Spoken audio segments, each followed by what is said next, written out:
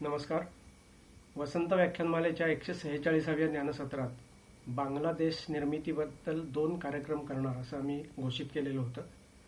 त्यापैकी पहिला कार्यक्रम आज इथं होतो आहे. बांगलादेशचं युद्ध आणि केसरी या विषयावर आठवणी जागवतील केसरीचे माजी संपादक श्री अरविंद गोखले आणि त्यांच्याबरोबरच या कार्यक्रमात आज सहभागी होत आहेत माननीय श्री नितीन शास्त्री. मी माननीय अरविंद गोखले सरांचा थोडक्यात परिचय करून देतो. श्री अरविंद गोखले यांनी सांगलीच्या विलिंग्डन महाविद्यालयामधनं पदवीपूर्व आणि पदव्युत्तर शिक्षण घेतलं. इतिहासामध्ये MA केलं. त्यानंतर शिवाजी विद्यापीठामधून वृत्तपत्र विद्येचा अभ्यासक्रम पूर्ण केला. या अभ्यासक्रमात ते संपूर्ण विद्यापीठात 2ऱ्या क्रमांकाने उत्तीर्ण झाले होते आणि त्यानंतर त्यांची जी पत्रकारितेची कारकीर्द सुरू झाली ती जवळजवळ 3 तप चालू आहे अजूनही. या दरम्यान त्यांनी दैनिक केसरीमध्ये उपसंपादक, वृत्तसंपादक, सहसंपादक, कार्यकारी संपादक अशा वेगवेगळ्या पदांवर काम करत दैनिक केसरीचे संपादक म्हणूनही त्यांनी अनेक वर्ष काम केलं. या काळात दैनिक केसरीच्या अग्रलेखांचं त्यांचं लेखन हे चर्चेचा अभ्यासाचा विषय ठरायचं. त्यानंतर त्यांनी दैनिक लोकमतमध्ये संपादक म्हणून काही काळ काम पाहिलं आणि त्यानंतर दैनिक लोकसत्तामध्ये सहाय्यक संपादक म्हणून ते निवृत्त झाले. या दरम्यान अनेक सदरांचं लेखन, अनेक अभ्यास दौरे आणि अनेक पुस्तकांचं लेखन अशी त्यांची थोडक्यात कारकीर्द आहे. मी वेळेचं भान ठेवून फक्त काही गोष्टींचाच उल्लेख करीन. गोखले सरांचा अभ्यास विषय हा पाकिस्तान, चीन, बांगलादेश, अफगाणिस्तान यासारख्या देशांबरोबरचे भारताचे संबंध हा राहिलेला आहे. पण त्याचबरोबर क्रिकेट असेल किंवा संगीत क्षेत्र असेल यांची आवडही गोखले सरांनी जोपासली आणि त्यामुळे दैनिक केसरीमध्ये असताना सरगम नावाचं हिंदी मराठी चित्रपट गीतांचं त्यांचं सदर सुद्धा गाजलं. 70-80च्या दशकामध्ये ते दिल्लीमध्ये पत्रकार म्हणून काम करत असताना दैनिक केसरीसाठी त्यांनी एक सदर चालवलं, तेही त्या काळात लोकप्रिय झालं. त्यानंतर त्यांच्या अभ्यास विषयाकडे त्यांनी अधिक लक्ष दिलं. माझ्या माहितीनुसार पाकिस्तानचा तब्बल 5 वेळा दौरा करणाऱ्या फार थोड्या पत्रकारांपैकी गोखले सर एक असतील. कारकिर्दीच्या सुरुवातीलाच त्यांना कॉमनवेल्थ प्रेस युनियनची फेलोशिप मिळाली आणि त्यानंतर कारकिर्दीच्या पुढच्या टप्प्यामध्ये अमेरिकेतल्या स्टिन्सन सेंटरची फेलोशिप त्यांना मिळाली. ही फेलोशिप मिळवणारे ते एकमेव मराठी पत्रकार आहेत.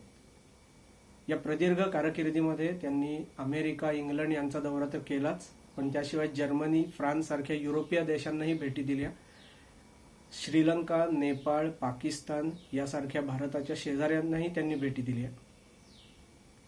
अनेक सदरांचं त्यांचं लेखन गाजलं. त्यापैकी विशेषतः पाकिस्ताननामा, अफपाकनामा ही सदर गाजली, अफगाणिस्तान आणि पाकिस्तान विषयीची.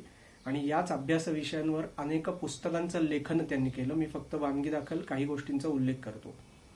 अल कायदा ते तालिबान हे त्यांचं पुस्तक प्रसिद्ध आहे. कारगिल ते कंदाहार या नावाचंही त्यांचं पुस्तक प्रसिद्ध आहे. याशिवाय भारतातल्या किंवा एतद्देशीय विषयांच्या संदर्भात बोलायचं तर मी जयंत टिळक या पुस्तकाचं संपादन त्यांनी केलेलं आहे. आणि याशिवाय अनेक महनीय लेखकांनी किंवा नेत्यांनी लिहिलेल्या पुस्तकांचा अनुवाद किंवा संपादनात माननीय गोखले सर सहभागी झालेले आहेत. मी अगदी थोडक्यात त्यांचा उल्लेख करतो. माझा पाकिस्तान नावाच्या इम्रान खान या पुस्तकाच्या संपादनामध्ये गोखले सर सहभागी झाले. माजी केंद्रीय मंत्री शशी थरूर यांच्या पुस्तकाचं मराठी अनुवादामध्ये गोखले सरांचा सहभाग होता. अशा अनेक पुस्तकांचं संपादन, अनुवाद किंवा लेखनामध्ये गोखले सरांचा सहभाग राहिला आहे आणि त्यांची स्वतःचीही अनेक पुस्तकं प्रकाशित झालेली आहेत. अक्षरांजली हे पुस्तक असेल, टिळक पर्व हे पुस्तक असेल किंवा अतिशय गाजलेलं मंडालेचा राजबंदी हे पुस्तक असेल, ही त्यांची पुस्तकं वेगवेगळ्या माध्यमांनी त्याची आवर्जून दखल घेतली. त्यापैकी मंडालेचा राजबंदी या पुस्तकाचं इंग्रजी भाषांतर नुकतंच प्रकाशित झालेलं आहे आणि टिळक पर्व या नावाचं त्यांचं पुस्तक लवकरच प्रकाशनाच्या मार्गावर आहे. या प्रदीर्घ कारकिर्दीमध्ये पत्रकारितेचा म्हणून आणि लेखक म्हणून असे अनेक पुरस्कार सरांना मिळाले. मी फक्त वानगी दाखल काही पुरस्कारांचा उल्लेख करतो. साहित्य सम्राट नचिम केळकर यांच्या नावाने दिला जाणारा पुरस्कार गोखले सरांना 2दा मिळालेला आहे. याशिवाय पुण्यातली महाराष्ट्र साहित्य परिषद, मुंबई मराठी साहित्य संघ, नाशिकचं सार्वजनिक वाचनालय यासारख्या अनेक संस्थांनी गोखले सरांच्या लेखनाची दखल घेऊन त्यांना वेळोवेळी पुरस्कार दिलेले आहेत. पत्रकारितेच्या संदर्भात सांगायचं तर ज्येष्ठ पत्रकार कैलासवासी वरुणराज भिडे यांच्या स्मरणार्थ दिला जाणारा पुरस्कार गोखले सरांना मिळाला आहे. कैलासवासी बाबूराव ठाकूर यांच्या स्मरणार्थ पुरस्कार जेव्हा सुरू करण्यात आला त्याचे पहिले विजेते श्री अरविंद गोखले सर होते. याशिवाय दैनिक केसरीच्या वतीनं, केसरी मराठा ट्रस्टच्या वतीनं दिल्या जाणाऱ्या पत्रकारितेच्या पुरस्कारासाठीही गोखले सरांची निवड झालेली होती. तेव्हा एक ज्येष्ठ पत्रकार, एक अभ्यासू लेखक आणि त्याचवेळी क्रिकेट किंवा संगीत यासारखे आपले हळवे कोपरे जपणारे ज्येष्ठ पत्रकार अरविंद गोखले सर आज आपल्याशी बोलणार आहेत. बांगलादेशचं युद्ध आणि केसरी या विषयावर माननीय श्री अरविंद गोखले सर आज आठवणी जागवणार आहेत आणि त्यांच्याबरोबर असतील माननीय श्री नितीन शास्त्री यांचा मी अगदी थोडक्यात परिचय करून देतो. श्री नितीन शास्त्री हे मूळचे डोंबिवलीचे आहेत. तिथे प्राथमिक शिक्षण झाल्यानंतर त्यांनी इतिहास विषय घेऊन BA पूर्ण केलं आणि त्यानंतर ग्रंथपालन शास्त्रातला अभ्यासक्रम पूर्ण केला. त्यानंतर मुंबई मराठी साहित्य संघामध्ये संशोधन विभागामध्ये त्यांनी 3 वर्ष काम केलं. या काळामध्ये मराठ्यांच्या इतिहासाच्या संदर्भ सूचीचं काम त्यांनी केलं आणि त्यानंतर त्याच संस्थेमध्ये म्हणजे मुंबई मराठी ग्रंथसंग्रहालयामध्ये जवळजवळ 1 तप त्यांनी संदर्भविषयक काम केलं. यामध्ये नाणकशास्त्र असेल, अंजनेरी इथला एक प्रकल्प असेल, यासारख्या वेगवेगळ्या प्रकल्पांचा समावेश होता. 1990 नंतर श्री शास्त्री यांनी ग्रंथपालन क्षेत्रातलं काम सोडलं आणि ते स्वेच्छेने पर्यटन क्षेत्रामध्ये काम करायला लागले. अनेक खाजगी संस्थांमध्ये पर्यटनविषयक काम केल्यानंतर त्यांनी ऑफबीट डेस्टिनेशन्स नावाची स्वतःची पर्यटन संस्था सुरू केली. या संस्थेच्या नावातच आपल्याला कल्पना येते त्यानुसार त्यांनी एक सूत्र ठेवलं की ऐतिहासिकदृष्ट्या महत्त्वाच्या स्थळांना पर्यटकांना घेऊन जायचं. 1997 साली भारतीय स्वातंत्र्याच्या सुवर्ण महोत्सवानिमित्त त्यांनी काही विशेष पर्यटनाचे उपक्रम राबवले. त्यानंतर 2007 मध्ये 1857च्या स्वातंत्र्य समराला 150 वर्ष पूर्ण झाल्यानिमित्ताने त्यांनी काही विशेष उपक्रमांची आखणी केली पर्यटन विषयक. त्यानंतर 2012 आणि 2015 मध्ये अनुक्रमे भारत चीन युद्ध आणि भारत पाकिस्तान युद्ध यांच्या सुवर्ण महोत्सवानिमित्ताने त्यांनी काही विशेष प्रदर्शनांचं आयोजन केलं. सैन्याच्या सहकार्याने, सैन्य दलाच्या सहकार्याने विशेष छायाचित्र आणि बातम्या यांच्या प्रदर्शनांचं आयोजन त्यांनी केलं. आणि 2017 मध्ये आझाद हिंद सेनेचा अमृत महोत्सव म्हणजे 75 वर्ष त्यांना पूर्ण होत असल्याच्या निमित्ताने त्यांनी एक अतिशय लक्षणीय असा उपक्रम राबवला. तो म्हणजे नेताजी सुभाषचंद्र बोस आणि त्यांची सेना ज्या ज्या मार्गाने प्रवास त्या सेनेने केला त्या मार्गावर पर्यटकांना घेऊन जायचं असं या उपक्रमाचं स्वरूप होतं. तेव्हा इतिहास शिकलेले, इतिहास जगणारे आणि आता पर्यटन हा व्यवसाय करत असतानाही या इतिहासाचं भान देशवासियांना व्हावं म्हणून आवर्जून काही उपक्रम आयोजित करणारे असे माननीय श्री नितीन शास्त्री हे आज आपल्या समोर आहेत. बांगलादेशचं युद्ध आणि केसरी या निमित्ताने आठवणी जागवण्यामध्ये माननीय श्री अरविंद गोखले सरांबरोबरच माननीय श्री नितीन शास्त्रीही आता सहभागी होणार आहेत. नमस्कार.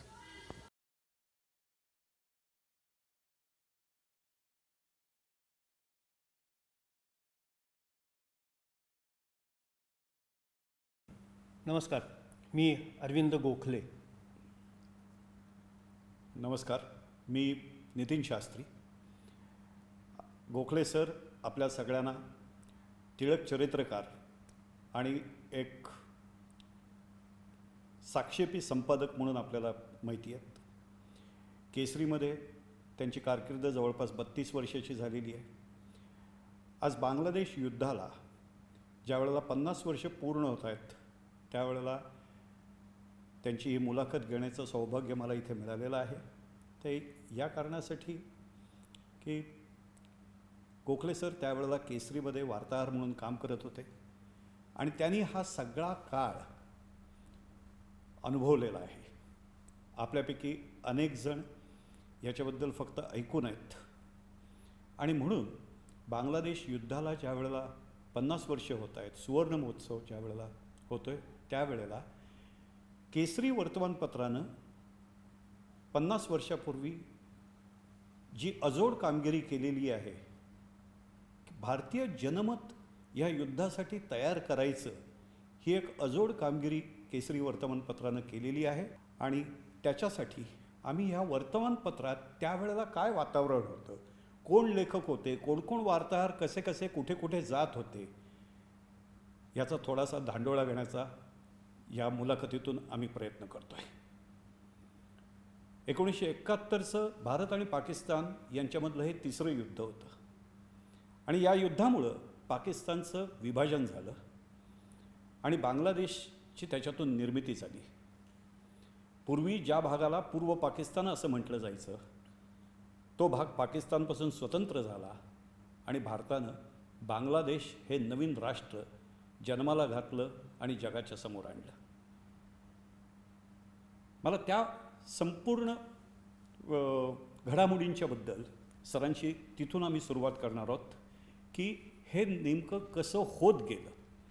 मी केसरीमध्ये उपसंपादक म्हणून लागलो ते वर्ष होतं 1969 आणि 1970मध्ये आमच्या संपादकीय बैठकीमध्ये अशी चर्चा चालू होती की काय वातावरण आहे, परदेशांमधलं काय वातावरण आहे, पूर्व पाकिस्तानमधलं काय वातावरण आहे, पश्चिम पाकिस्तानमधलं काय वातावरण आहे आणि पश्चिम पाकिस्तानमधल्या त्या निवडणुका ज्या होत्या त्या निवडणुकांचं वातावरण नेमकं काय निर्माण होणार आहे. कारण ते 7 डिसेंबर 1970ला या निवडणुका झाल्या, त्याच्या आधीची वातावरण निर्मिती चालू होती.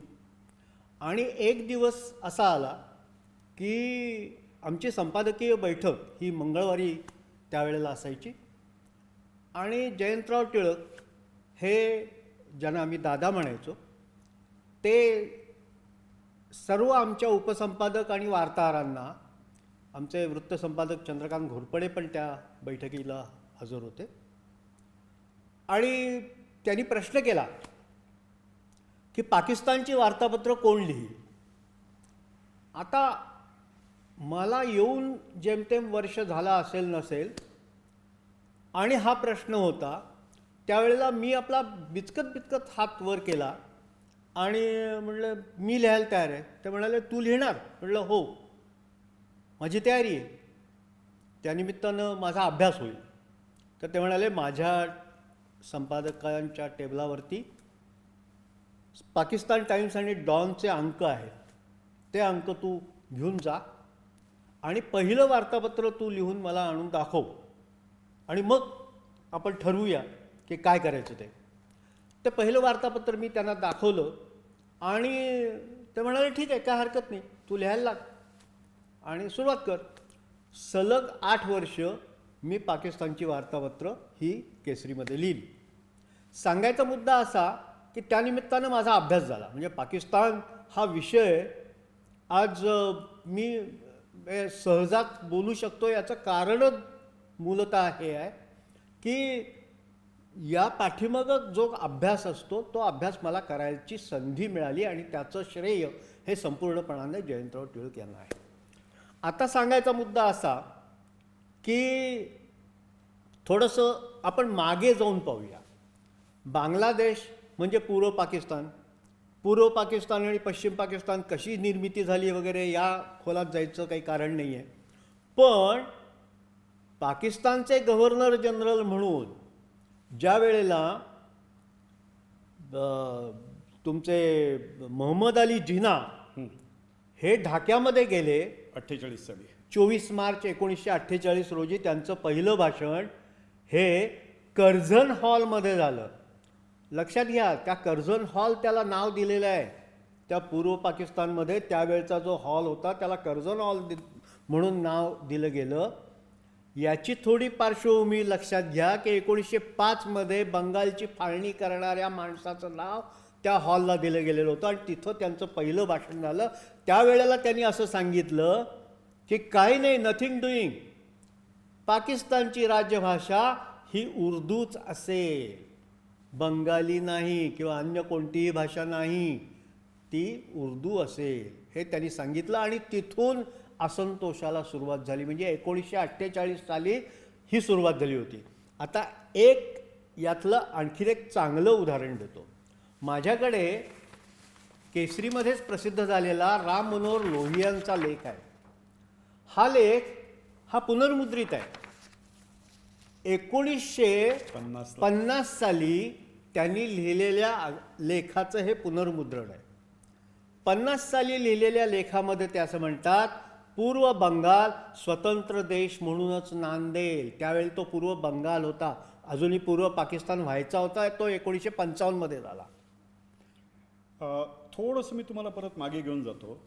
ज्या वेळेला फाळणी झालेली आहे आणि भारत कोणत्या मार्गाने जाणार हे पंडित नेहरूंनी आधी विशद केलेलं आहे, तसंच हे जिनानी पण विशद केलं आहे. आणि जिनानी त्यावेळेला इथल्या प्रत्येक धर्म, पंथ, जाती यांना आम्ही समान वागणूक देऊ, भाषांना सुद्धा समान वागणूक देऊ असं सांगितलेलं असताना सुद्धा ज्या वेळेला पूर्व बंगालमध्ये जाऊन जिनानी हे जाहीर केलं आहे की आमची भाषा राजभाषा म्हणून ही उर्दू राहणार आहे आणि बंगालीला आम्ही कोणत्याही प्रकारचा दर्जा देणार नाही, हे झाल्यानंतर मग बंगालमधली प्रतिक्रिया काय होती?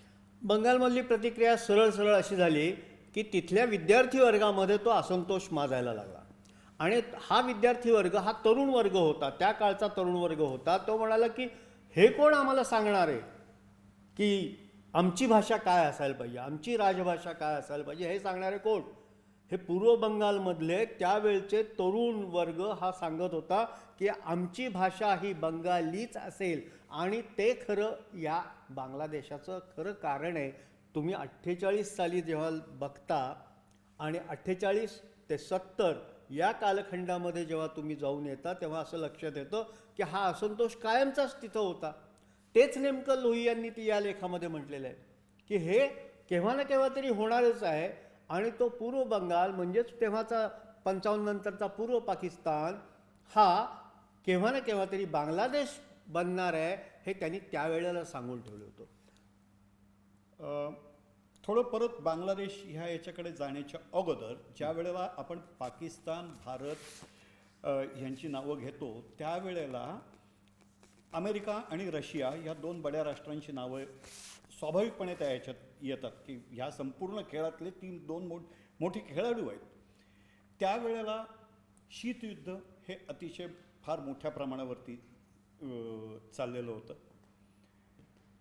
भारत लोकशाही मार्गाने पुढे चाललेला होता. पाकिस्तानात जिना गेल्यानंतर जवळपास हुकुमशाही चाललेली होती. बरोबर. तिथे आधी अयूब खान आले, अयूब खानांना डावलून त्याच्यानंतर याह्या खान आले. आणि हे सगळं स्थित्यंतर तिथे होत असताना आंतरराष्ट्रीय घडामोडीत भारताचे साथीदार त्यावेळचे कोण होते, नंतर ते कसे बदलत गेले याच्याकडे आपण नंतर येऊया. परंतु त्यावेळेला 1970ला ज्या वेळेला तिथे इलेक्शन्स डिक्लेअर झालेले आहेत की पाकिस्तानात कुठेतरी लोकशाही येतीये अशी हवा तिथल्या राज्यकर्त्यांनी तयार केलेली आहे. त्यावेळेला आपल्या इथली परिस्थिती कशी होती आणि त्यांच्याकडची परिस्थिती कशी होती आणि एक वार्ताहर म्हणून तुम्ही त्याच्याकडे कसं बघितलं? काय पाकिस्तानमध्ये 7 डिसेंबर 1970ला सार्वत्रिक निवडणुका झाल्या. या निवडणुकांमध्ये म्हणजे नॅशनल असेंब्लीच्या एकूण 300 जागा आहेत. त्या 300 जागापैकी 138 जागा या पश्चिम पाकिस्तानमध्ये होत्या. 138 जागा पश्चिम पाकिस्तानात आणि 162 जागा या पूर्व पाकिस्तानमध्ये होत्या. 162 जागांपैकी 160 जागांवरती आवामी लीग निवडून आली. म्हणजेच 300 जागांपैकी बहुमत होतं त्या आवामी लीगला होतं. ज्या झुल्फिकार अली भुट्टोंच्या मनामध्ये अशी अपेक्षा निर्माण झाली की आपण आता सत्तेवरती येऊ, त्यांचा जो पाकिस्तान पीपल्स पार्टी हा पक्ष होता त्या पक्षाला जेमतेम 80 जागा त्यावेळेला मिळालेल्या होत्या. कोणताही अन्य पक्ष हा डबल डिजिटमध्ये नव्हता. दुहेरी संख्यासुद्धा कोणी गाठू शकलं नाही. फक्त अपक्षांनी ती संख्या गाठलेली होती. ते अपक्ष होते फक्त 16. त्यामुळं त्यांच्याशी जुळवाजुळव करून सुद्धा झुल्फिकार अली भुट्टो सत्तेवरती येऊ शकणार नव्हते अशी परिस्थिती होती. तेव्हा त्यांनी याह्या खानांना आग्रह असा धरला की काय वाटेल ते झालं तरी शेख मुजीबुर रहमान या देशाचे पंतप्रधान होता कामा नये. आणि निवडणुकीमध्ये जर तुम्ही बघितलं तर असं लक्षात येतं की शेख मुजीबुर रहमान हे पाकिस्तानचे पंतप्रधान होणार हे 7 डिसेंबरलाच निश्चित झालेलं होतं, कारण आवामी लीग विजयी झालेली होती. आता गंमत पहा की त्यावेळेला आम्ही महामंत्री म्हणत होतो, नंतर मग मी जेव्हा संपादक झालो त्यावेळेला तो पंतप्रधान असा शब्द वापरायला सुरुवात केली. पण महामंत्री वापरण्यामध्ये सुद्धा गैर काही नाही आहे, कारण तो एक विशिष्ट असा दृष्टिकोन होता त्यामागे. सर्व मंत्र्यांमधला जो महा आहे तो महामंत्री, अशा हिशेबामध्ये तो महामंत्री शब्द आम्ही वापरायला सुरुवात केली होती. आणि तो फक्त केसरीचा शब्द होता, हेही इथं मुद्दाम सांगून टाकतो. तर सांगायचा मुद्दा असा की या सगळ्या धकाधकीच्या मामल्यामध्ये याह्या खानांना असं वाटलं की नाही, आता हे पूर्व पाकिस्तानमध्ये जे काही चाललंय ते आपल्याला चिरडून टाकावं लागेल. त्यासाठी आपल्याला काय वाटेल ते झालं तरी आपल्याला करावं लागेल आणि ते आपल्याला करण्याची आवश्यकता आहे. पण याच्यामध्ये आणखीन एक बारीकसा भाग येतो, तो असा की 30 डिसेंबर 1970 पहा, 30 डिसेंबर 1970ला आपलं विमान इंडियन एअरलाइन्सचं गंगा गंगा श्रीनगरहून ते जम्मूकडे येत असलेलं फॉकर फ्रेंडशिप विमान हे अशरफ कुरेशी आणि दुसरा मला वाटतं हाफिज कुरेशी या दोघांनी हाशिम कुरेशी या दोघांनी ते हायजॅक केलं. या दोघांनी ते विमान ताब्यात घेतलं आणि ते लाहोरला नेलं. तर सांगितलं तर आश्चर्य वाटेल की जो उद्या या देशाचा पंतप्रधान होऊ इच्छितोय तो झुल्फिकार अली भुट्टो त्या विमानतळावरती कुरेशी बंधूंच्या स्वागताला गेलेला होता. इतकंच नव्हे तर त्या कुरेशी बंधूंचं तिथं स्वागत त्यांनी केलं आणि ते विमान नंतर जाळण्यात आलं. सगळ्या उतारूंना खाली उतरवलं, लाहोरच्या विमानतळावरती बाजूला बसवलं आणि ते विमान जाळण्यात आलं. असं म्हणतात की भुट्टोंनीच यांना कुरेशींना सांगितलं की तुम्ही आता हे विमानाची वाट लावून टाका. असा हा होऊ घातलेला पंतप्रधान होता तेव्हाचा. सांगायचा मुद्दा असा की कुरेशी बंधूंना नंतर न्यायालयाने असं सांगितलं की हे सगळं भारताचंच कारस्थान आहे, तेव्हा त्यांना सोडून द्या. त्या कुरेशी बंधूंना त्यांनी मोकळं सोडलं आणि त्या प्रकरणामध्ये दोषी कुणाला धरलं तर तो अमानुल्ला खान, जो जम्मू आणि काश्मीर लिबरेशन फ्रंटचा मुख्य होता. त्यावेळी ती नॅशनल लिबरेशन फ्रंट होती आणि नॅशनल लिबरेशन फ्रंटचा तो अमानुल्ला खान हा अध्यक्ष होता आणि त्याला त्यांनी जबाबदार धरलं. तेव्हा अमानुल्ला खाननी तिथून पळ काढला आणि तो लंडनला गेला.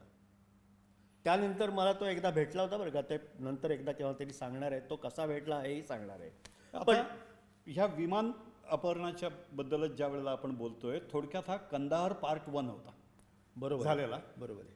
त्या अनुषंगानं ज्या वेळेला आपण केसरीमध्ये ज्या वेळेला बघतो त्यावेळेला भारत सरकारनं पाकिस्तानच्या विमानांना आपली हवाई बंदी केलेली होती आणि हे प्रकरण खूप त्यावेळेला गाजलेलं होतं, कारण नंतर पाकिस्तान सरकारनं भारत सरकारकडे मागणी केलेली आहे की तुम्ही आमच्यावरती बंदी घातली आहे म्हणून आम्हाला जो भुर्दंड पडतोय त्याची नुकसान भरपाई तुम्ही आम्ही द्या, बरोबर, तुम्ही आम्हाला दिली पाहिजे, असा हा तो सगळा हे आहे. तर हा सगळा टेम्पो ज्या वेळेला हा वाढत चाललेला होता त्यावेळेला राजनैतिक पातळीवरती काय चाललेलं होतं त्याच्या काही बातम्या सुद्धा केसरीमध्ये आपल्याला बघायला मिळतात. त्याच्याबद्दल थोडंसं आम्हाला सांगा. शास्त्री, काय सांगू का की हे आपण त्यांना हवाई हद्दीत प्रवेश बंदी घातली त्याचं कारण मूलतः असं आहे की इंदिरा गांधींचा दृष्टिकोन, त्यांची दूरदृष्टी काय होती ते या ठिकाणी दिसते. विमान जाळल्याचा नेमका परिणाम असा झाला की तुम्ही आमचं विमान जाळलंत ना आणि त्याचं भुट्टोंनी त्याचं स्वागत केलं ना, तर मग आता तुमच्या विमानांना आमच्या हवाई हद्दीमध्ये प्रवेश करू दिला जाणार नाही. ही एका अर्थानं बांगलादेश युद्धाची पूर्वतयारी होती. ही बंदी घातल्यानं त्यांची विमानं भारतावरनं उड्डाण करून पूर्व पाकिस्तानात जाणं थांबलं ना त्यांचं. त्यामुळं एक वळसा घालून वरनं तरी वळसा घालून यायचा किंवा खालनं श्रीलंकेच्या बाजूने त्यांनी- तरी यायचं. त्यांनी सिलोनवरनं यायला सिलोनवरनं यायला सुरुवात केली आणि तो बुरदंड पडायला लागला त्यांना. हो. तेव्हा हे म्हणजे इंदिरा गांधींची दूरदृष्टी, इंदिरा गांधींचं या संबंधीचं धोरण, या संबंधी त्यांनी केलेला म्हणजे ज्या वेळेला बांगलादेशातून म्हणजे त्यावेळच्या पूर्व पाकिस्तानातून जेव्हा याह्या खानांच्या लष्कराच्या छळाला तोंड देता देता त्यांच्या नाकीनऊ यायला लागले, तेव्हा हे सगळे लोंढेच्या लोंढे भारताकडे यायला लागले. हो. पहिल्यांदा 1 लाख आले, 2 लाख आले. 1 कोटी लोकसंख्येला पोचणारा देश हा भारत होता त्यावेळेला.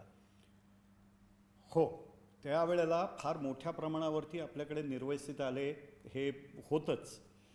ह्या निर्वासितांच्यामुळे एक मोठी समस्या आपल्याकडे निर्माण झालेली होती. पण त्या अगोदर सरकारी पातळीवरती कुठेतरी बांगलादेशबद्दल एक ठोस भूमिका आपल्याला लवकरच घ्यायला लागणार आहे, अशी कुठेतरी आत्ताचे जे पेपर्स प्रकाशित झालेत ते हे आहेत. पण त्यावेळेला सुद्धा आज केसरीची जुनी वर्तमानपत्र ज्या वेळेला बघतो त्यावेळेला सुद्धा आपल्याला काहीतरी त्याच्यातनं दिसतं.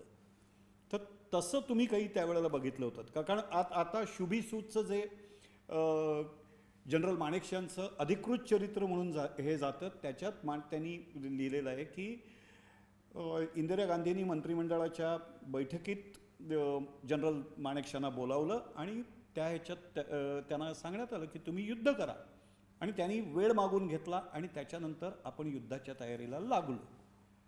नेमकं हे कधी झालं असावं, कसं झालं असावं, ह्याच्याबद्दल तुम्ही एक वार्ताहर म्हणून त्याची पार्श्वभूमी अशी आहे की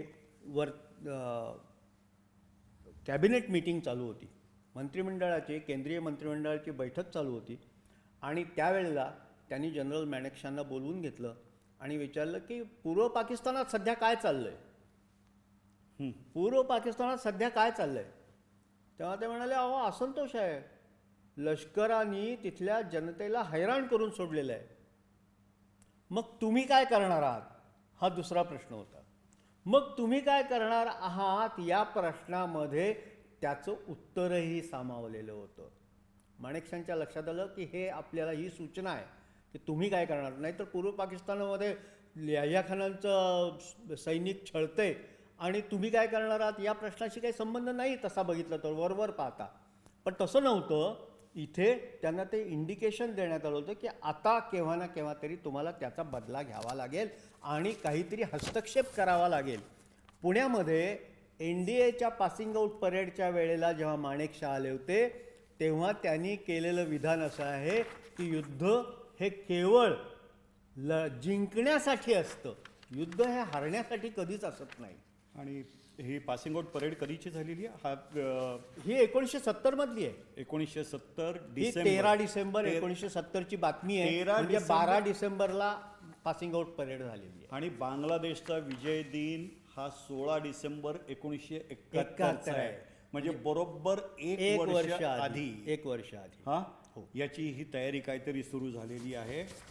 दुसरं एक मुद्दाम हे दाखवायला पाहिजे की 13 तारखेचं जगजीवन रामांनी त्यावेळेला सांगितलं होतं की शत्रूच्या हद्दीत घुसून आम्ही समस्या घेऊ. जगजीवन राम हे संरक्षण मंत्री होते त्यावेळेला. हा 18 ऑक्टोबरचा पेपर. 18 ऑक्टोबरचा म्हणजे 18 ऑक्टोबर त्याच्याही आधी. 1970चा. आणि हा 24 डिसेंबर 1970 म्हणजे एक वर्ष आधी इंदिरा गांधी असं म्हणतात, त्या श्रीनगरमध्ये भाष्य केलेलं आहे त्यांनी की भारताविरुद्ध पुन्हा एकदा युद्धाचा कोणी प्रयत्न केला तर आम्ही त्याला चोख उत्तर देऊ. तेव्हा हे भारताने तयारी जी केली होती ती वर्षभर आधी अपूर्व तयारी केली होती आणि त्याच्यासाठी जे जे काही लागणारं होतं ते इंदिरा गांधींनी केलेलं होतं. इतकंच नव्हे तर सगळ्या जगाचा जवळपास त्यांनी प्रवास केलेला होता. मानसिकता तयार करणं की आता आम्हाला दुसरा पर्याय नाही आहे, आता आम्हाला लढाईला जावं लागेल, कारण आमच्यावरती हे लोंढेच्या लोंढे येत आहेत आणि आमच्या अर्थव्यवस्थेवरती त्याचा परिणाम होतो आहे. तेव्हा या परिणामाला तर आम्हाला तोंड द्यायचं असेल तर आम्हाला दुसरा मार्ग नाही आहे, आम्हाला त्याचा समाचार घ्यावा लागेल. आणि त्याप्रमाणे समाचार घेण्याची पूर्ण तयारी त्यांनी केलेली होती. इतकंच नव्हे, म्हणजे एक गंमत सांगतो की जेव्हा युद्धाला तोंड फुटलं त्यावेळेला आपल्या 5 विमानतळावरती तातडीनं पाकिस्तानकडनं म्हणजे पश्चिम पाकिस्तानकडनं हल्ले होतील हे गृहीत धरण्यात आलेलं होतं. Ultimate tryst with destiny, a moment of eternal glory that shall forever live in the annals of our naval history, was in the month of December 1971 during the Indo-Pak War.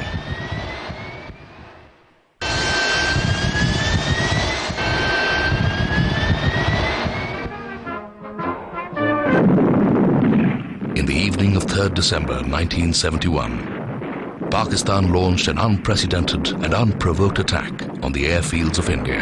Pakistan launched a full-scale war against us.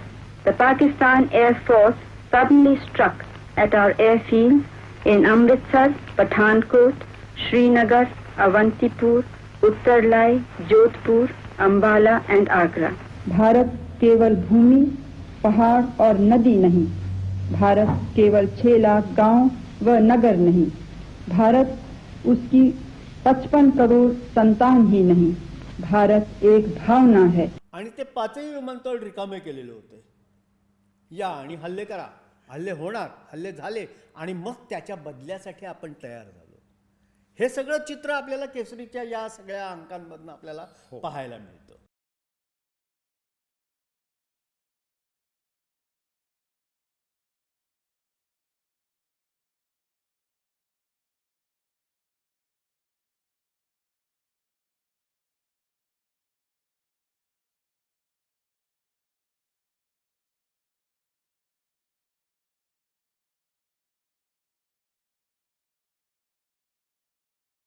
आता ह्या सगळ्या ह्याच्यात आता तुम्ही पंतप्रधान इंदिरा गांधी ह्या परदेशात गेल्या याच्याबद्दल हे झालं सांगितलं.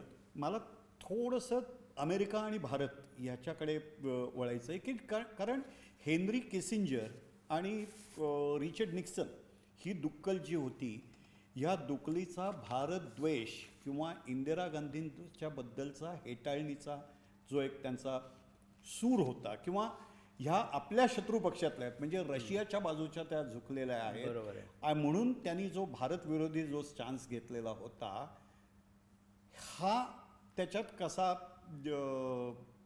बदलण्याचे कसे प्रयत्न झालेले होते आणि ते केसरीतनं कसे दृगोच्चर झालेले आहेत याच्याबद्दल जरा. भारत आणि सोव्हिएट युनियन म्हणजे तत्कालीन कम्युनिस्ट सोव्हिएट युनियन यांच्यामध्ये जो एक सामंजस्याचा, मैत्रीचा, सहकार्याचा जो आणि शांततेचा जो करार झाला तो 20 वर्षाचा करार झाला आणि हा ऑगस्ट 1971 मध्ये झाला. म्हणजे युद्धाला तोंड फुटण्यापूर्वी 4 महिने आधी हा झालेला करार होता. हे सांगायचं कारण असं की त्यावेळेला म्हणजे त्याच्या आधी बरीच वर्ष जेव्हा अयूब खान सत्तेवरती होता त्यावेळेला अयूब खानांनी काय केलं असेल तर सिएटो, सेंटो या सगळ्या अमेरिकेच्या करारामध्ये स्वतःला बांधून घेतलं, पाकिस्तानला बांधून घेतलं. त्याचा परिणाम असा झाला की अमेरिकेच्या गटामध्ये पाकिस्तान आपणहून सामील झाला. अशा वेळेला पाकिस्तानला मदत करणं हे आपल्या म्हणजे आपलं कर्तव्य आहे असं जणू काय अमेरिकेला वाटायला लागलेलं होतं. आणि रिचर्ड निक्सन अध्यक्ष असताना त्यांनी इंदिरा गांधींबद्दल अतिशय असभ्य आणि अश्लाघ्य उद्गार काढलेले होते. तरीसुद्धा इंदिरा गांधी त्याला भेटायला गेल्या, व्हाईट हाऊसमध्ये गेल्या आणि ज्यावेळी एक क्षण असा आला की व्हाईट हाऊसमधनं त्या तडक बाहेर पडल्या संतापून. तेव्हा त्यावेळच्या त्याचे जे राष्ट्रीय सुरक्षा सल्लागार होते आणि नंतर जे परराष्ट्र मंत्री झाले ते डॉक्टर हेनरी किसिंजर हे धावत व्हाईट हाऊसच्या दारामध्ये गेले. अहो मॅडम असं करू नका, त्यांच्याशी बोला, तुम्ही असं संतापून बाहेर येणं हे बरोबर नाही आहे. त्या म्हणाले मला काही सांगू नका, मी चालले दिल्लीला. विशेष हे आहे की ते मुद्दाम सांगितलं पाहिजे की इंदिरा गांधी तिथून तडक निघाल्या, त्या भारतात परतल्या. दिल्लीच्या विमानतळावर उतरल्यानंतर त्यांनी पहिला संदेश कोणाला दिला असेल तर तो अटल बिहारी वाजपेयींना दिला, विरोधी पक्षनेते म्हणून. आणि त्यांना बोलवून घेतलं आणि त्यांना काय परिस्थिती आहे ती सगळी समजावून सांगितली आणि यापुढे काय करायचे तेही त्यांना सांगितलं असलं पाहिजे. पण हे सगळं ही सगळी मानसिकता त्यावेळेला तयार करण्यात आली आणि त्याचं सगळं चित्रण हे त्या काळातल्या आमच्या सर्व वर्तमानपत्रांमध्ये आपल्याला प्रतिबिंबित झाल्याचं पाहायला मिळतं.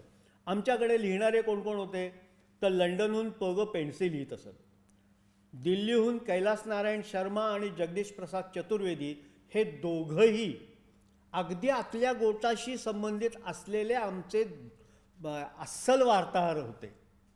त्यानंतर केसरीनं आघाडीवरती कोणाला पाठवायचं ठरवलं होतं, तर ते आमचे गोप्र प्रधान होते, बानं राजहंस होते, सदाशिवराव बागायतकर होते. ही सगळी टीम ही त्या फ्रंटवरती गेलेली होती आणि त्यांना केसरीने सांगितलं होतं की हे सगळं आता तुम्ही करायचं आहे. पण हे सगळं करण्यापूर्वी एक जे वातावरण तयार करावं लागतं, आणि वातावरण हे वर्तमानपत्र किती तयार करू शकतात. ज्या काळामध्ये इलेक्ट्रॉनिक मीडिया हा शून्य होता, इलेक्ट्रॉनिक मीडियाचं वर्चस्व नव्हतं, कुठेही इलेक्ट्रॉनिक मीडिया तुम्हाला पाहायलासुद्धा मिळत नव्हता. तर अशा वेळेला त्यांनी हे केलं आणि त्या वेळेला केसरीच्या माध्यमातून ही सगळी म्हणजे चित्रीकरण आणि प्रत्यक्ष युद्धाला तोंड फुटल्यानंतर आमचे ज्येष्ठ सहकारी वि. स. वाळिंबे हे युद्धाची वार्तापत्र लिहित होते. खरं आहे, ज्या वेळेला आपण हा संपूर्ण एक वर्षाचा, मी स्वतः हे केसरीचे अंक बघितलेले आहेत, म्हणजे अगदी 15 ऑगस्ट 1970 पासून ते जानेवारी 72पर्यंत मी केसरीचे सगळे अंक ज्या वेळेला बघितले, त्यावेळेला ह्या केसरीमध्ये बांगलादेशबद्दल एक वर्तमानपत्र किती लिहू शकतं. एक वर्षाच्या कालावधीत जयंतरावांनी जवळपास 79 अग्रलेख लिहिलेले आहेत आणि हे सगळे अग्रलेख भारत, बांगलादेश, पाकिस्तान याच्याशी संबंधित आहेत. कित्येक अग्रलेख हे निर्वासितांना मदत करा म्हणून लिहिले गेलेले आहेत. मला असं आठवतं की त्यावेळेला पुण्यात बांगलादेश निर्वासितांना मदत करण्यासाठी सुद्धा काहीतरी प्रयत्न झालेले होते आणि ते केसरीच्या मार्फत झालेले होते. त्याच्याबद्दल काय? बांगलादेश विमोचन समिती ही जयंतराव टिळक यांनी केसरीमध्ये स्थापन केली होती. केसरीची फार मोठी परंपरा आहे बरं का या संबंधातली.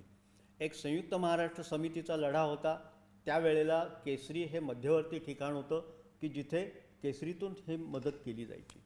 गोव्याचा लढा जेव्हा उभा राहिला तेव्हा गोवे विमोचन समितीचं कार्यालयसुद्धा केसरीमध्ये होतं.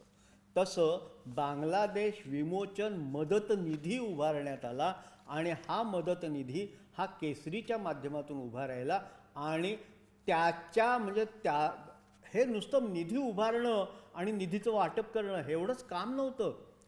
सांगितलं तर आश्चर्य वाटेल की मुक्तिवाहिनीचे, बांगलादेश मुक्तिवाहिनीचे 2 प्रतिनिधी केसरीच्या संपादकीय वर्गाशी चर्चा करायला केसरीत येऊन गेलेले होते आणि केसरीमध्ये एक वातावरण, केसरी सोडा संपूर्ण पुण्यामध्ये एक वातावरण असं तयार झालं होतं की हे लोक जणू काही स्वतःच लढा लढतायत, फ्रंटवरती जाऊन, आघाडीवरती जाऊन, असं वातावरण एका वर्तमानपत्राने केलेलं होतं आणि ते केसरीच्या माध्यमातून झालं होतं. हे विशेष आहे.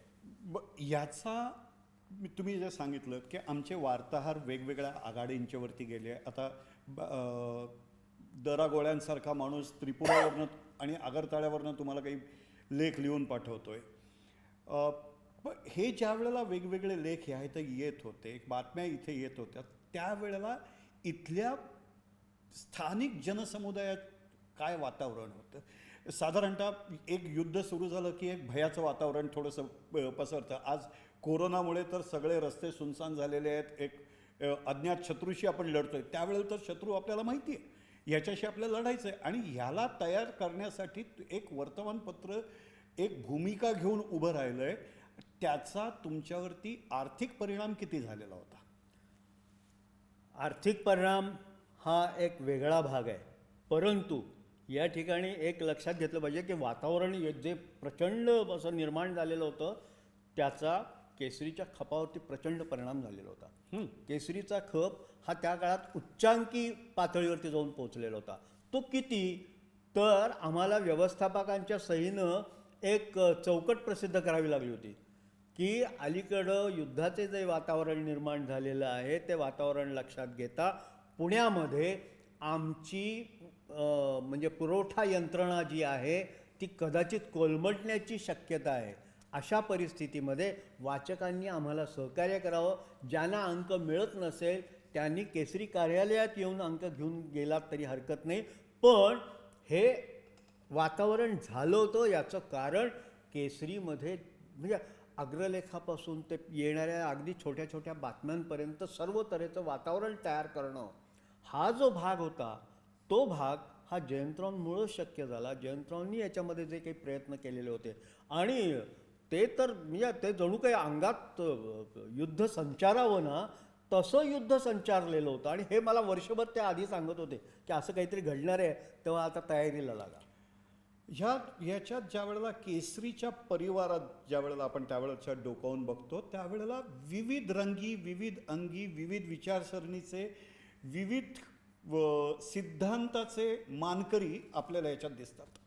केसरीचे ज्या वेळेला लेख बघायला लागतो त्यावेळेला अनेकदा पुरवण्यांच्यात नाग गोरे लिहित आहेत, डाव्या विचारसरणीचे प्रभाकर पाध्ये लिहित आहेत,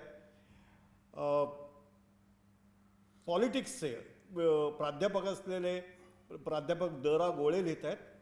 आश्चर्य असं वाटेल की परराष्ट्र धोरण या विषयावरती एक हिंदुत्वनिष्ठ श्रीपू गोखल्यांसारखा एक हिंदुत्वनिष्ठ पण केसरीमध्ये त्यावेळेला लेख लिहितो. आणि या सगळ्या लेखांचा परिपाक हा बांगलादेश युद्धाकडे येतोय. जयंतराव स्वतः त्यावेळेला जयंतरावांनी पण अनेक लेख त्या ह्याच्यात लिहिलेले आहेत.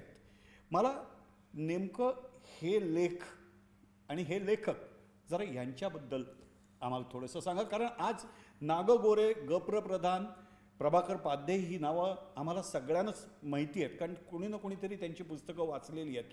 पण प्राध्यापक द.रा. गोळे किंवा बान राजहंस ही नावं आमच्यासारख्या पिढीला, तुम्ही ती पिढी बघितली आहेत पण आमच्या पिढीला ही जरा नावं नवीन आहेत. त्याच्यामुळे जरा त्या लेखकांबद्दल सांगा. एक तर असं आहे की संयुक्त महाराष्ट्र समितीच्या आंदोलनामुळं हे सगळी मंडळी जयंतरावांच्या जवळ होती. बान राजहंस असतील, बागायतकर असतील, ग.प्र. प्रधान असतील, S.M. जोशी असतील, हे सगळे या केसरीच्या आणि केसरीचं ग्रंथालय हा सगळ्यांचा म्हणजे अड्डा म्हणत नाही मी पण सगळ्यांचा एक आकर्षणाचा केंद्रबिंदू होता. र.के. खाडीलकर केसरीच्या ग्रंथालयात येऊन बसायचे. हे सगळे लोक केसरीच्या ग्रंथालयामध्ये वाचत असलेले मी पाहिलेले आहेत. तेव्हा हे सगळ्या लोकांना केसरी हे एक आकर्षणाचं केंद्र होतं. आणि ते त्यांना लिहायला उद्युक्त करण्यासाठी वि स वाळिंब्यांची मदत घेतली जात होती. वि स वाळिंब्यांचे हे सगळे मित्र होते. म्हणजे ग.प्र. प्रधान, S.M. जोशी असतील, बान राजहंस असतील, बागायतकर असतील, हे सगळे जयंतरावांच्या वर्तुळातले जरी असले तरी वि स वाळिंब्यांच्या वर्तुळातले प्रभाकर पाध्ये होते, श्रीपू गोखले होते. श्रीपू गोखले तर जयंतरावांचे मित्र होते. त्यामुळे या सगळ्या लोकांना लिहितं करणं आणि त्यांच्याकडनं लेख लिहून घेणं, त्यांना विषय वाटून देणं, त्यांच्याकडनं अपेक्षा करणं की तुम्ही या विषयावरती लिहा, तुम्ही या विषयावरती. द.रा. गोळ्यांना सांगायचं की अहो तुम्ही हा विषय लिहिलात तर तुम्ही चांगलं लिहू शकाल. तेव्हा हे सगळं काम हे त्या काळामध्ये वि स वाळिंब्यांनी केलं, त्या काळामध्ये जयंतरावांनी केलं आणि त्या काळामध्ये चंद्रकांत घोरपडे यांनी केलं. त्यामुळे हे सगळं एक म्हणजे कुठलाही विषय असेल तर तो संपादकीय बैठकीत त्याची चर्चा व्हायची आणि त्यातून एक चांगली निर्मिती कशी होईल. आमच्या अंगामध्ये सुद्धा त्यावेळेला असा संचार चढायचा. 12-12 तास, 18-18 तास आम्हा मंडळींनी, त्यावेळच्या तरुण मंडळींनी तिथे बसून ठिय्या मारून बैठकीतून काम केलेलं आहे. हे या सगळ्या म्हणजे युद्ध संचारणं म्हणजे काय, युद्ध अंगात येणं म्हणजे काय, ते आम्ही प्रत्यक्ष अनुभवले. खरं आहे. केसरीनं प्रत्येक बातमीचा बांगलादेश युद्धासाठी आपल्याला मदत व्हावी असा हे केलं. म्हणजे मी एक साधं उदाहरण देतो. तुम्ही आता र.के. खाडीलकरांचा हे काढलात. 1 ऑगस्ट 1971 लोकमान्यांची पुण्यतिथी होती आणि त्या दिवशी टिळक स्मारक मंदिरात र.के. खाडीलकरांचं व्याख्यान ठेवलेलं होतं. र.के. खाडीलकरांनी ह्या व्याख्यानात सांगितलं काय की बांगलादेश मुक्त करणं म्हणजे लोकमान्यांचं स्मरण करणं हे आहे, त्याच्यामुळे आपण त्या कामाला लागूया. बरोबर. हा एवढा विषय जो आहे की त्या काळात आज आमच्या पिढीनं इराक युद्ध हे टी व्हीवरती बघितलं. 1999चं युद्ध हे बरखादत आणि इतर सगळ्या वार्ताहरांनी आपल्या दिवाणखान्यापर्यंत घेऊन आले. आज तर तुम्ही सहज मोबाईलवरती सगळं काही बघू शकता. पण 50 वर्षापूर्वी ज्या वेळेला हे तुम्ही सगळं करत होता, आता तुम्ही मगाशी उल्लेख केलात की पग पेंडसे हे होते, हे तुम्हाला तिथून बातम्या कशा पाठवायची? तिथून आम्हाला केबल करायचे. त्यावेळेला केबल होती, त्यावेळेला टेलेक्स वगैरे हा प्रकार नव्हता. केबल करायची आणि पेन्शनची केबल करण्यासाठी आम्हा तरुण मंडळीमध्ये उत्साह असायचा की ती केबल, त्याचं भाषांतर मी करतो. त्यांच्या सगळ्या केबल्स या इंग्रजीतनं यायच्या आणि त्याचं भाषांतर हे आमच्याकडे आम्ही करायचो आणि ते प्रसिद्ध करायचं. मला वाटतं त्या सदराचं तुमचं नाव होतं ब्रिटनच्या राजधानीतून पेन्सिल यायचे. आणि दिल्लीतून जेव्हा जगदीश प्रसाद चतुर्वेदी किंवा कैलास नारायण शर्मा लिहायचे त्यावेळेलाही त्यांच्या इंग्रजीत तारा यायच्या आणि त्या तारांचं भाषांतर. आणि हे नुसतं भाषांतर नाही, आपण आत्ता जसं म्हणालात की र.के. खाडीलकरांनी सांगितलं की बांगलादेश निर्माण करणं किंवा पूर्व पाकिस्तान मुक्त करणं म्हणजेच लोकमान्यांचं खरं पुण्यस्मरण आहे. त्याकडे मी येतो. याचं कारण तुम्ही मूलतः पाठीमागे जाऊन बघितलं तर 1905 मध्ये जी बंगालची फाळणी केली त्यावेळेला त्या कर्झनशाहीच्या विरोधात जर कुणी महाराष्ट्रात उभं ठाकलं असेल तर ते लोकमान्य उभे ठाकलेले होते आणि त्या लोकमान्यांमुळं एक वातावरण तयार झालं होतं. या कर्झनशाहीला हाणून पाडण्यासाठी प्रयत्न केला पाहिजे, बंगालची फाळणी उद्ध्वस्त केली पाहिजे. आणि त्यानंतर 1908चा लोकमान्यांवरचा खटला झाला, ज्या वेळेला लोकमान्यांनी बंगालच्या फाळणी विरोधातच नव्हे तर मुझफ्फरनगरमध्ये खुदिराम बोस आणि चाकी या दोघांनी जो गोळीबार केला आणि केनेडी सिस्टर्स ज्याच्यामध्ये मृत्युमुखी मारल्या गेल्या, सिस्टर्स नव्हत्या, मायलेक होते, त्या मारल्या गेल्या आणि त्याच्यानंतर खुदिराम बोसला फाशी झाली. पण या सगळ्या याच्यामध्ये बंगालच्या बरोबरीनं जर कोणी असेल तर तो महाराष्ट्र होता कर्झनशाही विरुद्ध लढणारा. त्यामुळे कर्झनशाही विरुद्ध लढण्यासाठी एक हत्यार म्हणून केसरीचा वापर त्यावेळेला झाला होता. तसाच तो वापर बांगलादेश युद्धामध्ये केसरीचा वापर केला गेला आणि जयंतराव टिळक यांच्यामुळे हे बांगलादेशाचं युद्ध हे अगदी तळागाळापर्यंत जाऊन पोहोचलेलं होतं. ह्या सगळ्याकडे तुम्ही ज्या वेळेला आज बघता, मला परत एकदा ब्रिटनकडे जाऊ द्या. पग पेंडसे हे तिन्ही लेखक जे घेतलेत हे मराठीत तसे फारसे प्रसिद्ध लेखक नाही आहेत. पग पेंडसे कोण होते, कैलास नारायण शर्मा कोण होते आणि जगदीश प्रसाद चतुर्वेदी. मला वाटतं जगदीश प्रसाद चतुर्वेदी तुम्ही संभाषणात म्हणालात की हे दिल्ली स्थित वार्ताहर आहेत, हे कोण होते? जगदीश प्रसाद चतुर्वेदी अगदी खरं सांगायचं झालं तर जगदीश प्रसाद चतुर्वेदींना तुमच्याकडे वार्ताहर म्हणून घ्या असं जयंतरावांना जर कोणी सांगितलं असेल तर ते इंदिरा गांधींनी सांगितलेलं होतं.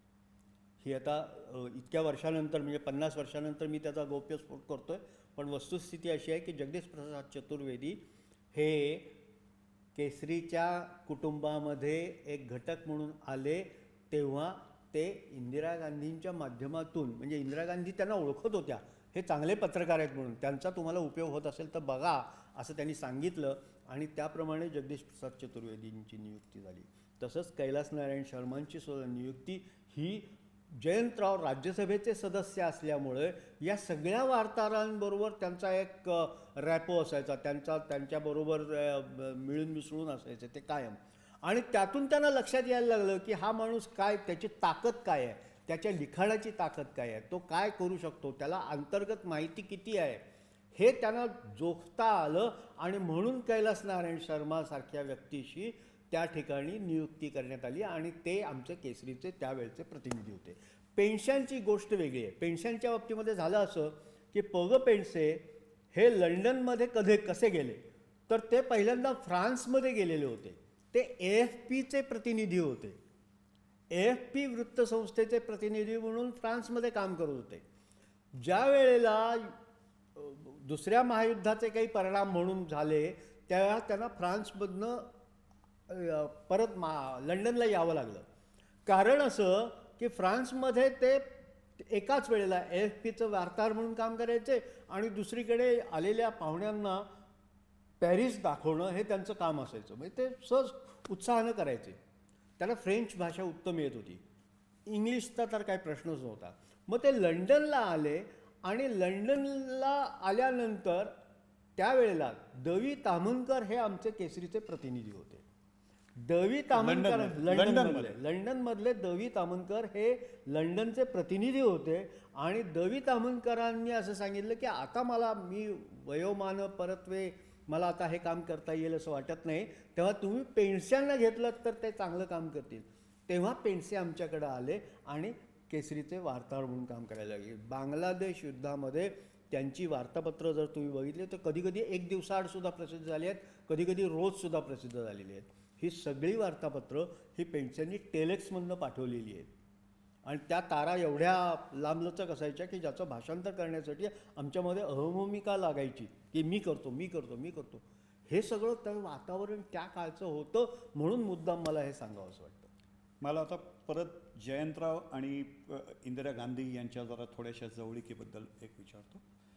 कुठेतरी इंदिरा गांधी ज्या वेळेला परराष्ट्र दौऱ्यावरती गेलेले आहेत त्याच्या आसपासच, म्हणजे विशेषतः अमेरिकेला ज्या वेळेला गेलेले आहेत त्याच्या आसपासच जयंतराव अमेरिकेत गेलेले आहेत आणि जयंतराव अमेरिकेत गेल्यानंतरच्या केसरीमध्ये लागोपाठचे 2 लेख त्यांनी निक्सनच्या धोरणावरती लिहिलेले आहेत. ह्याचा कुठे काही तारतम्य काही लागतं का? चांगला प्रश्न विचारलात. याचं कारण असं की त्यावेळेला एअर इंडियाची न्यूयॉर्क मुंबई फ्लाईट सुरू व्हायची होती, जम्बो जेटची फ्लाईट सुरू व्हायची होती. त्यावेळेला एअर इंडियानं काही निवडक खासदारांना अमेरिका ट्रिप घडवायची, म्हणजे अमेरिकेत घेऊन जायचं आणि अमेरिकेतनं परत भारतात आणायचं असं ठरवलेलं होतं. आणि एअर इंडियाच्या वतीनं काही संपादकांना आणि काही राज्यसभा लोकसभेच्या सदस्यांना, अगदी हाताच्या बोटावरती मोडणे एवढे ते सदस्य असतील, पण त्यांना अमेरिकेला घेऊन जायचं ठरवलं आणि त्याप्रमाणे ते अमेरिकेला त्यांना घेऊन गेले. आता इथे मी मुद्दाम एका घटनेचा उल्लेख करतोय. तो असा आहे की न्यूयॉर्कमध्ये ते गेले, त्यानंतर वॉशिंग्टनमध्ये गेले. वॉशिंग्टनमधलं जे वातावरण होतं, राजकीय वातावरण होतं, भारतासंबंधीच्या ज्या काही एक वेगळा दृष्टिकोन होता त्यासंबंधीचा जो अभ्यास होता तो त्यांनी केला. या अभ्यासासाठी जयंतराव हे वॉशिंग्टनच्या लायब्ररी ऑफ काँग्रेसमध्ये जाऊन बसले. तेव्हा लायब्ररी ऑफ काँग्रेसचा जो क्युरेटर होता त्यावेळेला त्यांनी सहजच जयंतरावांना विचारलं की अहो तुम्ही तर संपादक आहात आणि तुम्हाला काय मदत काही पाहिजे का, किंवा तुम्हाला काही बघायचं आहे का, तुमचे अंक आमच्याकडे असतात. तर जयंतराव म्हणाले म्हणजे केसरी तुमच्याकडे येतो? ते म्हणाले हो, आमच्याकडे 2 अंक रोज येतात केसरीचे. तेव्हा ते म्हणाले की मला अमुक तारखेचा अंक देता का? तर ते म्हणाले हो 2 मिनिटात देतो. मग त्या क्युरेटरनी 2 मिनिटामध्ये अक्षरशः केसरीचा अंक काढून दिला. तेव्हा जयंतराव पहिल्यांदा चकित झाले, कारण ते काही आमच्या वर्गणीदारांच्या यादीमध्ये ती लायब्ररी ऑफ काँग्रेस नव्हती. ते त्यांच्या वकिलातीमार्फत हे अंक घेत होते. गंमत अशी आहे की त्या ठिकाणी फक्त आणि फक्त केसरी लायब्ररी ऑफ काँग्रेसमध्ये जातो आणि दुसरं कुठलंही वर्तमानपत्र, म्हणजे मी ज्या वेळेला लायब्ररी ऑफ काँग्रेसमध्ये गेलो त्यावेळेला सुद्धा तिथं फक्त केसरीच होता. मराठी वर्तमानपत्र केसरी होतं, दुसरं वर्तमानपत्र गुजरात समाचार होतं आणि टाइम्स ऑफ इंडिया वगैरे, म्हणजे ही वर्तमानपत्र होती. पण ज्या वेळेला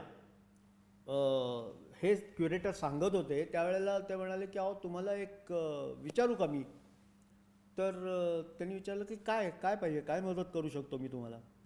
तर जयंतरावांनी त्यांना असं सांगितलं की 1910 ते 1920 या काळातले केसरीचे अंक तुमच्याकडे आहेत का, असा प्रश्न केला. तेव्हा ते म्हणाले की कशासाठी पाहिजेत?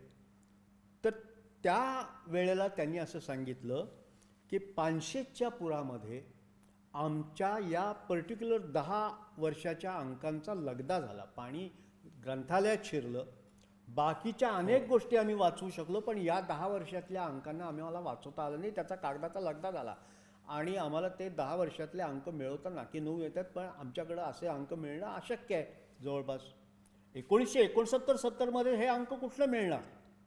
तेव्हा हे बोलून दाखवल्यानंतर त्या क्युरेटरनी काय करावं, त्यांनी तो केसरीच्या 10 वर्षाच्या अंकांचे गठ्ठे त्यांच्यासमोर आणून ठेवले आणि म्हणाले हे तुमचे अंक तुम्हाला घेऊन जा. ते म्हणाले हे अंक मी घेऊन जा म्हणताय, मग तुम्हाला कुठले अंक. ते म्हणाले प्रत्येक अंकाच्या 2-2 फाईली आम्ही करत असतो. या 10 वर्षातल्या एक फाईल आमच्याकडे राहील, एक फाईल तुमच्याकडे राहील. त्यामुळं जो टिळकांच्या काळातला जो महत्त्वाचा कालखंड होता तो 1910 ते 1920 होता. 1914ला ते सुटून आले. 14 ते 20 या 6 वर्षाच्या काळातला सुद्धा अभ्यास करायला लोकांना उपलब्ध साधन नव्हतं. हे साधन उपलब्ध केवळ जयंतरावांमुळे निर्माण झालं, कारण ते लायब्ररी ऑफ काँग्रेसमध्ये गेले आणि त्यांनी मागणी केली म्हणून हे अंक आज आपल्याला पाहायला मिळत आहेत, अभ्यासाला मिळत आहेत. नाहीतर अगदी अशक्य अवस्था होती. अशा अवस्थेमध्ये जयंतरावांनी हे अंक मिळवले. त्यांनी परत सांगितलं अहो हे अंक तुम्हाला काही विमानात घेऊन जाता येणार नाही आहेत, तेव्हा सीमेलने आम्ही पाठवून देतो. आणि 3 महिन्यांनी हे अंक आले. हे म्हणजे ही पुण्याई म्हणतात, ही लोकमान्यांची पुण्याई आहे. आता मग केसरीमध्ये ह्याचं हे करून ठेवलेले आहेत का ते सगळ्या फायली मायक्रोफिल्म आहेत, ठेवलेले आहेत. मायक्रोफिल्म्स तयार आहेत. तुम्हाला कोणत्याही वर्षाचा या काळातला कोणताही अंक पाहायचा असेल तर तो उपलब्ध असेल. टिळकांच्या सुटकेनंतर टिळकांचा प्रसिद्ध केलेला फोटो आहे तो, म्हणजे 20 किलोनी वजन कमी झालेले लोकमान्य कसे दिसतात हे तुम्हाला केसरीच्या अंकामधनं पाहायला मिळतात. तेव्हा हे सगळे अंक उपलब्ध आहेत. हे केवळ त्यांची पुण्याई आणि आमची पुण्याई की आम्हाला ते वाचता येऊ शकतं. हे सगळं हे होताना जयंतराव आता तिथे गेलेले आहेत. हे एक आमंत्रित म्हणून तिथे गेलेत का भारतासाठी लॉबिंग करायला गेलेत? कारण अमेरिकेत प्रत्येक गोष्टीचं हे लॉबिंग केलं जातं. नाही. तर त्यावेळेला एक भारत मदत संघ म्हणून काहीतरी हे आहे, तर त्यांच्यासाठी लॉबिंग करायला जयंतराव गेले? नाही. भारत मदत संघाची एक फळी होती, ती वेगळी होती. ते सिनेटर्स आणि हाऊस ऑफ रिप्रेझेंटेटिव्हचे प्रतिनिधी वगैरे होते. पण त्यांच्या माध्यमातून जे काय व्हायचं ते होऊ शकत होतं. पण आपली त्या काळामध्ये लॉबी ही एका अर्थानं वीक अशीच होती. हो. पण भारताबद्दलचे जे गैरसमज होते ते मोठे होते. कारण आम्ही कम्युनिस्टांच्या म्हणजे सोव्हिएट युनियनच्या लॉबीमध्ये येतो तेव्हा लॉबी ही तुम्हाला म्हणजे अस्तित्वच नाही आहे तुमच्या लॉबीमध्ये, जवळपास येण्याचं सुद्धा कारण नाही आहे. अशा तऱ्हेची अवस्था होती. अशा वेळेला तिथलं वातावरण काय आहे ते नेमकं जयंतरावांनी टिपलं आणि ते आपल्याला या वार्तापत्रामध्ये दिसतं. याच्यामध्ये जयंतरावांनी जे अशी ही दिल्ली पुस्तक लिहिलेलं आहे, हे अशी ही दिल्ली हा त्यांचा स्तंभ होता. 2 खंडामध्ये हे पुस्तक आहे. या 2 खंडांमध्ये लिहिलेल्या पुस्तकामध्ये बांगलादेशाच्या निर्मितीचा सगळा उहापोह तुम्हाला या खंडामध्ये पाहायला मिळतो. याच्यात काय काय आहे म्हणजे एक पाहण्यासारखं आहे. ऐतिहासिक कर्तृत्वाचा जयनिनाद नावाचा लेख आहे, अशी ही दिल्ली या सदरात प्रसिद्ध झालेला. युद्ध संपले तरी जागरूक राहण्याची गरज हा एक लेख आहे. आणि याच्यामध्ये मी फक्त एक छोटा परिच्छेद वाचून दाखवतो की जयंतराव दिल्लीमध्ये असताना काय करत होते, काय सांगत होते.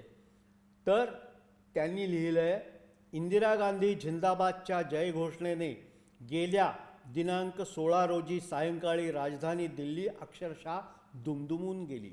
जे घडावे म्हणून सारा देश आपल्या देहाचे कान करून वाट पाहत होता, ती घोषणा महामंत्री श्रीमती इंदिरा गांधी यांनी करताच संसदेच्या दोन्ही सभागृहात अक्षरशः आनंद कल्लोळ निर्माण झाला आणि वायुवेगाने ती घोषणा दिल्लीच्या कोनाकोपऱ्यात जाऊन पोचली.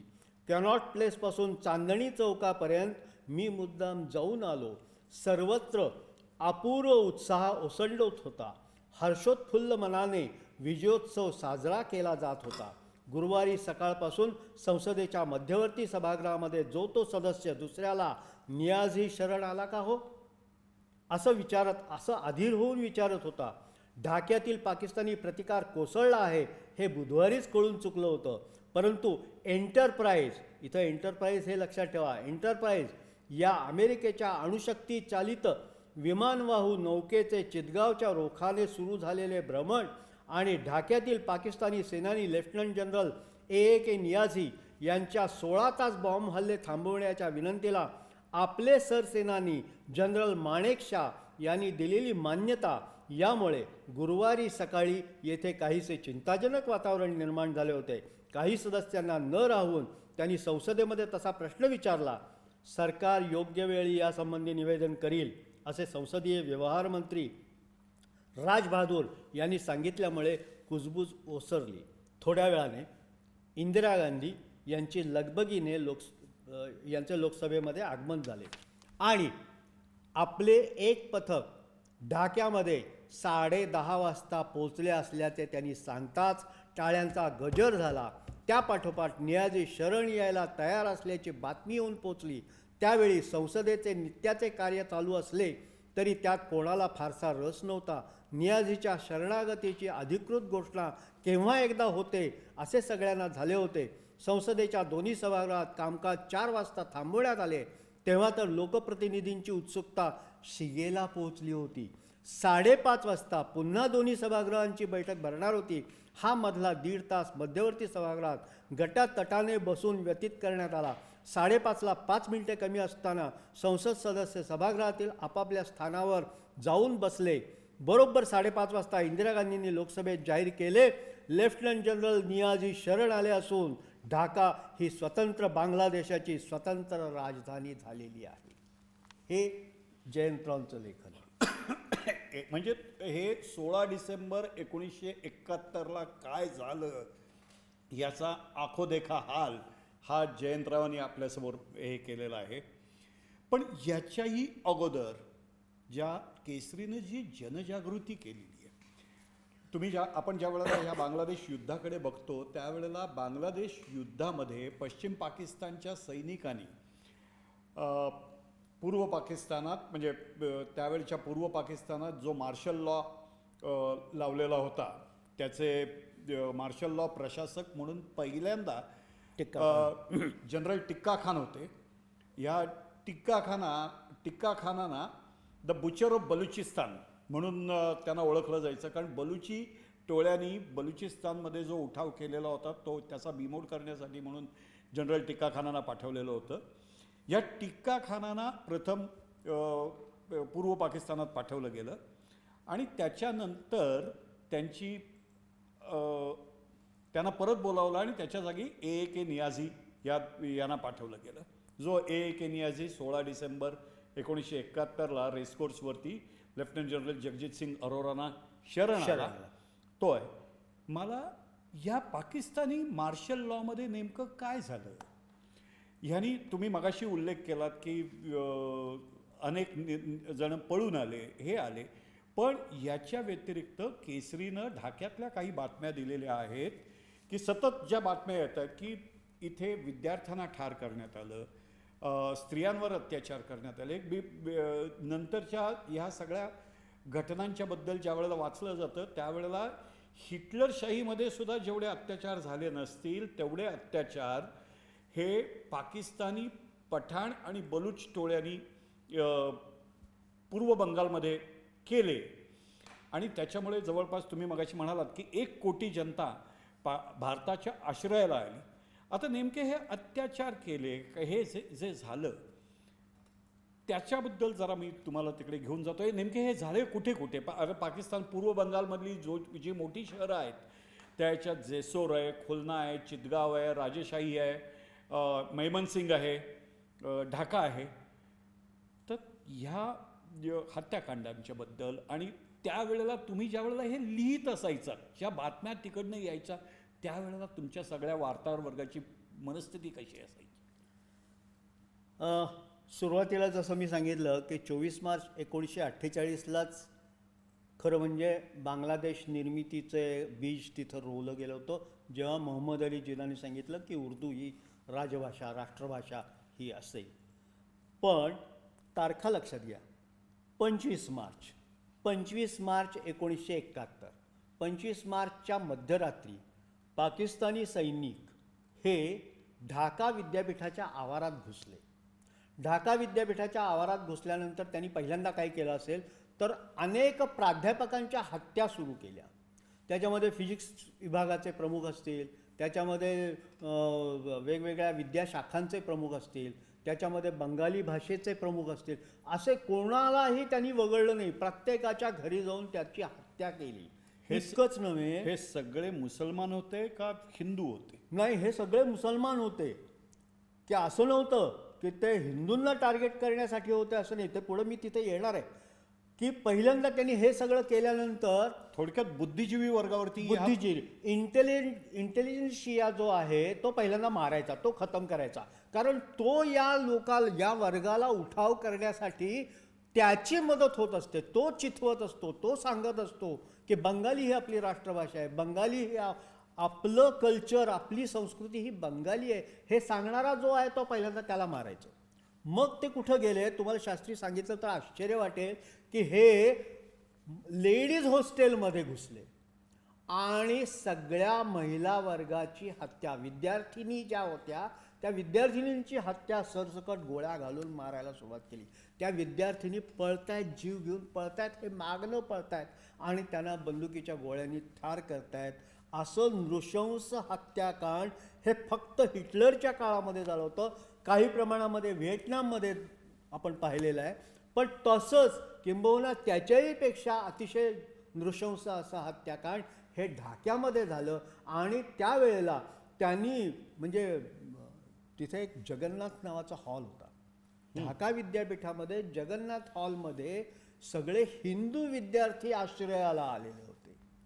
त्या जगन्नाथ हॉलमध्ये ते घुसले आणि हिंदू विद्यार्थी आणि विद्यार्थिनींची हत्या केली, मुस्लिम महिलांची हत्या केली. त्यांनी 1947मध्ये जेव्हा त्या टोळीवाले काश्मीरमध्ये घुसले आणि काश्मीरींची हत्या चक्र सुरू केलं आणि तिथल्या महिला वर्गावरती अत्याचार केले, तसेच अत्याचार हे ढाक्यामध्ये, म्हणजे त्यावेळेला तो पूर्व पाकिस्तान होता, म्हणजे आपल्याच भूमीवरती, सोकॉल्ड आपल्याच भूमीवरती येऊन आपल्याच नागरिकांची हत्या करण्यामध्ये त्यांना कसलीही लाज शरम भीड काही वाटलेली नाही आहे. तेव्हा एका वेळेला एका रात्रीत त्यांनी 500 जणांची हत्या केली. त्यातल्या 300 मुली होत्या. 300 विद्यार्थिनींना त्यांनी मारलं, त्यांचा पाठलाग करून मारलं, त्यांच्या प्रेतांवरती ते नाचले. इतके विकृत आणि घाणेरडी नीचपणाची कृती ही त्यांच्या हातून झालेली होती. तेव्हा हे सगळं आम्ही त्या वातावरण देत होतो. हो, त्या ह्याच्यात तुमची एक बातमी आहे की ढाका विद्यापीठात विद्यार्थ्यांना असं मारलं, किंवा बाना राजहंस आणि गप्र प्रधान हे दोघंजण निर्वासितांच्या छावणीत गेलेले आहेत. बाना राजहंस हे त्रिपुराकडे गेलेले आहेत आणि गप्र प्रधान हे कलकत्त्याच्या आसपास ज्या निर्वासितांच्या छावण्या होत्या त्या याच्यात घेतलेल्या आहेत. त्यावेळेच्या आपण केसरीचं अंक ज्या वेळेला बघतो त्यावेळेला 1 मार्च 1971चं वर्तमानपत्र ज्या वेळेला बघतो त्यावेळेला त्यावेळेचे आपले तत्कालीन अर्थमंत्री यशवंतराव चव्हाण यांनी निर्वासितांसाठी 50 कोटी रुपये आम्ही अर्थसंकल्पात राखून ठेवले. लक्षात ठेवा, 1971चे 50 कोटी आहेत ते. आणि त्याच वेळेला एका आपल्या सगळीकडे एक प्रवासी अधिभार म्हणून 5 पैसे लावलेले हा त्यावेळेला लावण्यात आलेला, 5 पैसे हा लावण्यात आलेला होता की ज्या बसचं तिकीट किंवा रेल्वेचं तिकीट 1 रुपया आहे त्या 1 रुपयावरती 5 पैसे हा अधिभार लावण्यात आलेला होता. हे आपल्याला त्यावेळेला हे दिसतं. ह्या सगळ्या ह्याच्यात ह्या निर्वासितांच्या बरोबरच ज्या वेळेला ह्या घटनाक्रम ज्या वेळेला हा सगळा बघितला जातो की प्रथम निर्वासित आले आणि निर्वासितांच्या नंतर ॲक्च्युअल हे युद्ध सुरू झालं. हे 4 डिसेंबरला युद्ध सुरू झालं. 4 डिसेंबर ते 16 डिसेंबर ह्या अवधीत भारतीय सेनेची प्रचंड मोठ्या प्रमाणावरती आघाडी चाललेली होती. पण त्याच्या अगोदरची तुमची वर्तमानपत्र जी आहेत म्हणजे साधारणतः मार्च, एप्रिल, मे, जून, जुलै ह्या ह्याच्यात जी आहेत त्या ह्याच्यात मुक्तिवाहिनीनं वेगवेगळ्या शहरांवरती कब्जा घेतला आहे. म्हणून बातम्या आलेल्या आहेत. ही नेमकी मुक्तीवाहिनी काय होतं? बांगलादेशामध्ये जेव्हा बुद्धिजीवींना मारण्याचा सपाटा लावलेला होता त्यावेळेला एक वर्ग असा तयार झाला होता, तरुणांमधला वर्ग होता. 8-8, 9-9 वर्षाची मुलंसुद्धा बाहेर पडलेली होती हातात बंदुका घेऊन, की शेवटी आपल्याला यांना खतम करावं लागेल, हे पाकिस्तानी हे अत्याचारी आहेत आणि त्यांना संपवावं लागेल. त्यावेळेला हे सगळं वातावरण तयार झालेलं होतं आणि मुक्तिवाहिनीच्या मध्ये म्हणजे त्या सगळ्या लढाऊ सेनेमध्ये सगळा हा तरुण वर्ग होता, बंगाली तरुण वर्ग होता. हा बंगाली हिंदू होते, मुस्लिम होते, सगळ्या धर्माचे पंथाचे लोक त्याच्यामध्ये सामील झालेले होते आणि ते हातात बंदुका घेऊन यांच्या विरुद्ध लढत होते. प्रत्येक रस्त्यावरती हे त्यांना अडवणं आणि त्यांच्याशी लढा देणं हे मुक्तिवाहिनीचं काम होतं. मुक्तिवाहिनीची केंद्र आपल्याला माहिती आहेत की आगरताळाच्या परिसरामध्ये होती. ती आपल्या इकडच्या बांगलादेशला लागून असलेल्या सरहद्दीच्या अलीकडच्या भागामध्ये जी चांगली केंद्र आहेत, जिथं लपण्याच्या जागा आहेत, तिथं ते मुक्तिवाहिनीचे लोक येऊन राहिले होते. इतकंच नव्हे तर मुक्तिवाहिनीचा एक म्हणजे काय म्हणतात त्याला, गव्हर्नमेंट इन एक्झाईल जे तयार झालेलं होतं ते सुद्धा भारतातनं चालवलं ऑपरेट होत होतं. ह्या सगळ्या ह्याच्यात मी स्वतः काही लष्करी अधिकाऱ्यांशी, ज्येष्ठ लष्करी अधिकाऱ्यांशी ज्यावेळेला चर्चा करत होतो आणि एक पर्यटन व्यावसायिक म्हणून मला कधीतरी बांगलादेशला जायची संधी प्राप्त झालेली होती, म्हणून मी त्यांना एकदा विचारलं होतं की सर तुम्ही बांगलादेशात येताय का माझ्याबरोबर? त्यांनी मला सांगितलं की नाही नितीन, मी कधीही बांगलादेशला स्वतःहून जाणार नाही, कारण मी लुंगी लावून बनियन घालून मी तिथं मुक्तिवाहिनीच्या लोकांना प्रशिक्षण देत होतो. मग न जाणो त्यांनी माझी फाईल तयार करून ठेवलेली असेल तर मी आपणहून त्यांच्या कचाट्यात का सापडू? त्यांनी मला बोलावलं तर मी जाईल, पण मी खाजगी बैठकीवरती बांगलादेशात कधीच जाणार नाही. आता मला त्याचा संदर्भ घेत तुम्हाला विचारायचं आहे की हे मुक्तिवाहिनीला ट्रेनिंग, दारुगोळा पुरवणं, आपण हे सरकारीदृष्ट्या राजनैतिकदृष्ट्या आपण हे कधीही मान्य केलेलं नाही आहे, परंतु तुमच्याकडे ज्या बातम्या येत होत्या की तुम्ही जे सांगितलं की ह्यांची केंद्र आपल्याकडे हे होते, ते तुमचे वार्ताहर तुम्हाला जे सांगत होते, हे कितपत खरं आहे की मुक्तिवाहिनीला सगळं ट्रेनिंग देणं आणि पाठबळ देणं हे आपल्या त्या तत्कालीन सरकारनं केलेलं होतं? हो, हे केलं होतं. हे केव्हा तरी मान्य करावं लागेल आणि हे करणं त्यावेळेचं ती गरज होती आणि आवश्यकता होती. पण याचा थोडं आणखीन पुन्हा मागे जातो की 1970 निवडणुका झाल्या हो पाकिस्तानमध्ये. हो. 1968 शेख मुजीबुर रहमान आणि त्यांचे 32 सहकारी हे आगरताळ्यामध्ये आलेले होते आणि तो जो आगरताळा कटाचा खटला आहे ना, हो, ज्याच्याबद्दल मुजीबला देहदंडाची शिक्षा दिली गेली, तर ते भारताबरोबर संगनमत करून हे पाकिस्तान विरुद्ध कारस्थान रचतायत आणि 1968 ही भेट झालेली होती असं पाकिस्तानच्या नॅशनल असेंब्लीमध्ये सांगितलं गेलं आणि आगरताळा कटाचा खटला म्हणून तो उभा राहिला. पण त्याच्यात देहदंडाची शिक्षा झाली, हेही तितकंच खरं आहे. पण त्यावेळेला हा जो खटला झाला त्याचा आमच्याशी काही संबंध नाही आणि आम्ही असे गेलेलोच नव्हतो. आमचा आगरताळा कटाशी संबंध नाही, आम्ही कोणीही त्या आगरताळा कटाच्या खटल्यामध्ये नव्हतो. कटाच्या खटल्यात होते पण कटामध्ये नव्हतो असं शेख मुजीबुर रहमाननी पण जाहीर केलेलं होतं.